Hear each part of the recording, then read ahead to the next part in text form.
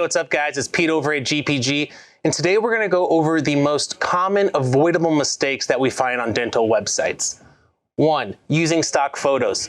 There's a time and place for stock photos on every website, but when designing the website, you want to try to stay away from that. We want to be able to tell your story and actually have a reflection of who you are and what your practice is all about. Mobile-friendly. This one's kind of obvious and goes without saying, but we still stumble across websites all the time that aren't actually mobile friendly. And with 70% of internet traffic being on mobile devices, it's extremely important that you have a mobile friendly website. Counterintuitive design. This means you don't want to get too far away from what your business is all about. If you have a dental website that looks like a fashion blog, it's going to confuse your user. So using a simple aesthetic to direct people to different call to actions is what you need to do. Lack of video. We all know how important video is.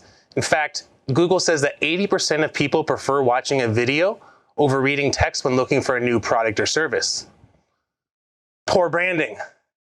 The days of a tooth holding a toothbrush are over. People want to connect with their brand. So let's bring your brand to the 21st century and get an updated look and feel for you.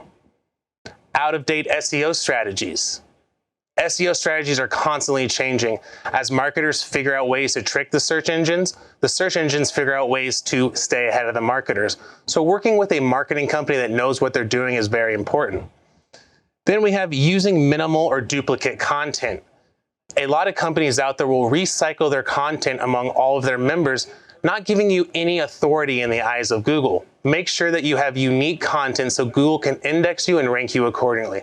Until next time, peace out.